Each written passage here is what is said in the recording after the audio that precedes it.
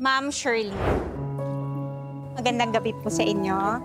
Gabi rin po. Pwede niyo po bang maibahagi po sa amin dito sa CIA with Boy Abunda kung ano po yung gusto niyo pong ihingi ng payo sa atin?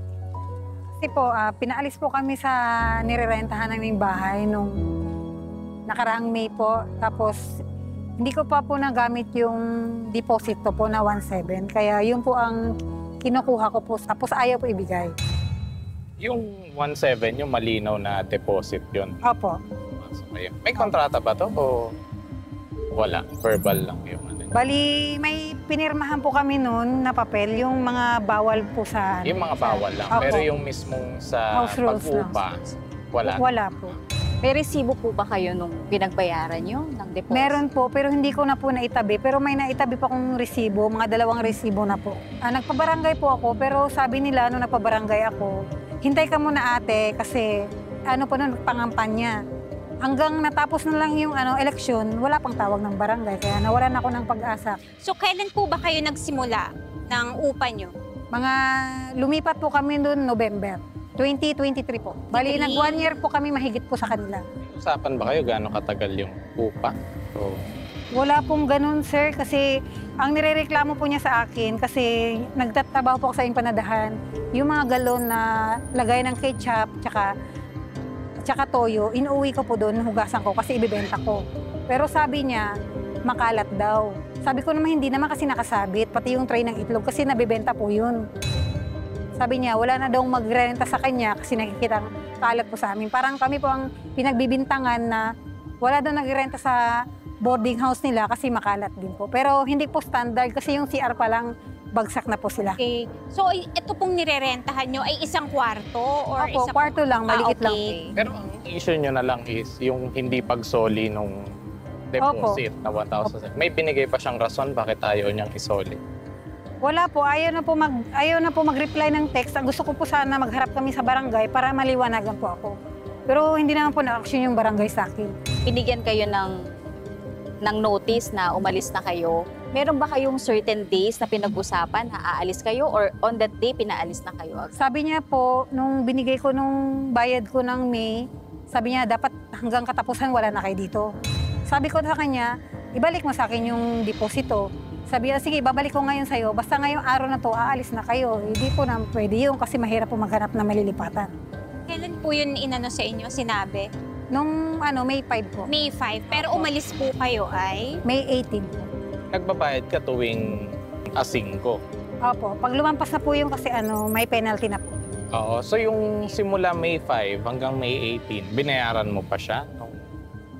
Ang pagkakaalam ko, yung May 5, plus na po na po yun, bayaran Alas po na yun. bayad. Tapos Opo. sinayaan ka lang niya mag-stay muna para maayos Feeling ko yung po kasi meron pang makukuha po na deposito. Gusto ko po sana talagang kausapin sa barangay para maliwanagan po ako.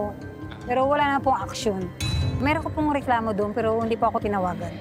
Hindi na action na ng barangay, and Opo. then ang gusto nyo lang po talagang idulog sa Cayetano in Action with Boy Abunda is yung maisoli sa inyo yung security deposit. Simulan ko po yung ating payo, no, bilang mga abogado. Importante talaga na sa lahat ng kasunduan, dapat ito ay nakasulat. For example, lease agreement, so dapat po nakasulat ito. And kung naisulat man ito, kailangan po may kopya tayo, na picturean natin, para kung kailangan na po natin ng proof or preba, pwede po nating mabalikan kung ano man po yung pinagkasunduan ng mga partido. Oo, or kung hindi man ito nakasulat, Miss Shirley, sana yung mga resibo, lahat ng resibo ng pinagbayaran mo, na-keep mo in one place para pag may ganitong mga conflict na dumating, pwede mo siyang balikan at makita mo na, ito yung binayaran kong deposit, ito yung monthly rent ko. Kasi under the law, iba kasi ang advance at iba ang deposit. Yung advance is, nire-require ito ng lessor para sa mga advance rental ng lease. Pero yung deposit is, binabayaran siya ng lessee for the unpaid utilities, cleaning fees, May sira yung kung unit. nasira yung unit. So, Doon yun ba po sa yung situation distinction. nyo, may sira ba? Meron Wala pa kayong hindi Wala. napayarang kuryente, tubig? Wala, kasi yung renta po, kasama na po yung kuryente doon. Ayun. Kasi kung ganun yung situation, dapat talaga isoli niya yung 1,700 na deposit. Karapatan mo yun sa batas. Ayun nga, kaso ang pinoint out nga ni Attorney Marian and Attorney Bernadette, importante kasi yung in writing nakasulat, lalo na yung resibo.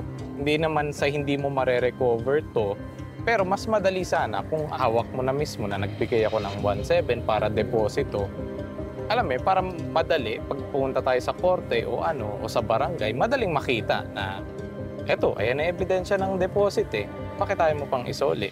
Parang gano'n. Kasi sa situation nyo, pwede niyang tanggihin. Sabihin niya, hindi, wala man siya binigay na 1,700. O kaya sabihin niya, hindi, advance rent yung 1,700, hindi naman deposit. Pero kaya namang patunayan pa rin. So yun nga lang, mas mahirap siya na... Kasi walang katibayan. Subukan po natin, kausapin yung pinagre-rentahan nyo po na yung boarding house na yon. Tayong gumawa ng demand letter para kay Ate Shirley na, kasi nga medyo mahihirapan siya sa ebidensya. At least kung may letter, tapos i-acknowledge niya na ayokong ibalik, so in-admit mo na rin na may deposito nga na hawak ka. So, pero it will take time. Tatagal. Explore ho natin kung ano yung mga options May tatanong po ako, attorney. Yes, ano po? Pwede po ba yung pag yung tenant po sasabihin na alis na kayo sa katapusan, pwede po ba yung kahit wala pa kami malilipatan? Agad. Sa totoo lang po, ayon din sa ating batas, kailangan bibigyan natin ng oras yung ating mga tenants para makahanap sila ng lilipatan. Hindi kasi po pwedeng yung bigla-bigla na lang nating paalisin yung nagre-rent sa ating boarding house. Some school of thought would say na alam mo yung expiration So hindi ka na kailangan bigyan ng notice, hindi ka na kailangan bigyan ng preparation. Pero kasi depende yun kung may agreement nga. Alam mo yung expiration. Pero yung wala kang expiration, parang monthly katulad nila, wala silang pag-uusap, dapat talaga binibigyan ng parang palugit na oras para makahanap din naman sila ng malilipatan. Kasi lahat naman ng contracts natin, whether written or verbal, dapat mag-enter tayo dito in good faith. Yes. Dapat i-consider din natin yung lessee na lalo na to, more than 1 year siyang umupa dun sa bahay. So, syempre, take into consideration din natin yung tagal niya nagstay doon, tsaka yung lilipatan niya. dito papasok yung justice outside the law. Na kahit hindi naman required ng law. Kumbaga, di ba? Good graces na yan. Correct. Tao, may intindihan mo rin naman yung situation niya. Okay? Okay, So, okay. andito po si Kuya Larry, para pagkatapos po natin, pwede po yung lapitan para po matulungan din kayo ng CIA with Boy Abo. Maraming salamat po, Ate Shirley, sa paglapit po.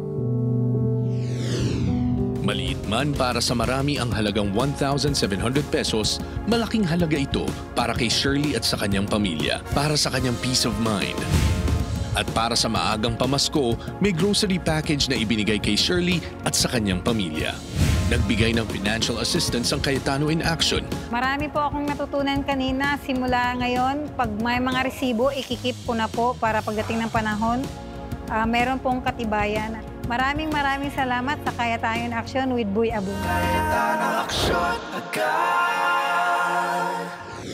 Kumpletuhin ang ating trip sa capital ng Ilocos Sur sa paggawa ng pinagmamalaking Damile tile at pots ng vegan. Unahin na natin ang Damile floor tiles kasama si Kuya George ng Angel Joy Pottery.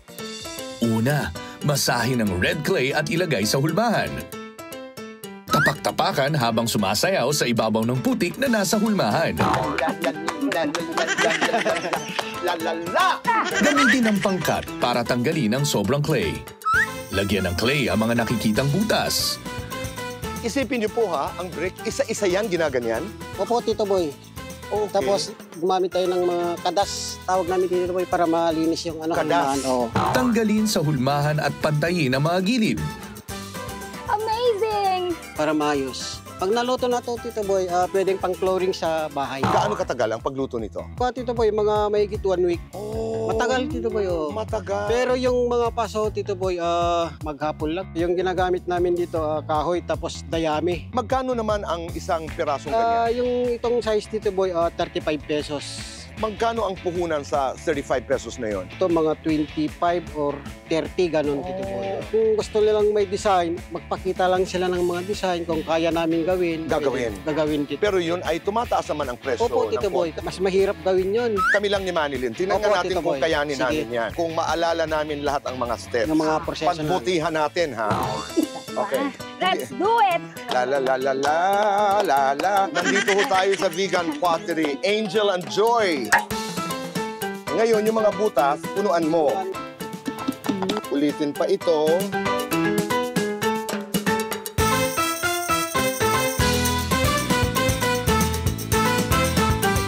Pwede nang gumalaw, Tito Boy? Palakpakan nyo naman.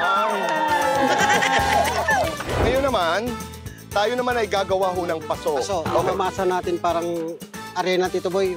Tama. Para matanggal lahat yung mga hangin sa loob ng lupa. Parang ang dali-daling panoorin, no? Patingin niya ako, George. Ang dali na ano tuloy ako. Tito Boy. Pagkatapos, Tapos, lagyan natin ng buhangin, Tito Boy, dito. ayun ang buhangin. Para hindi didikit yan, Tito Boy. Oo. Tawag tayo dito. Kasi mabigat dito, Tito Boy. Okay. Pag pinaikot natin, mabigat kasi. Lagyan natin ng tubig, Tito Boy, para medyo madulas. Ayun. Perfect! Amazing! Galing, no? Hulmahin sa nais na taas. Taas natin, Tito Boy. Okay. Tingin natin sa loob. Buhatin para patuyuin. Diba, Tito Boy, malambot? Yes, oo. Tapos, pag binuhat mo, hindi ano. Ayun. Galing. Subukan mo buhatin, Tito Boy. Yung hindi, Tito Boy.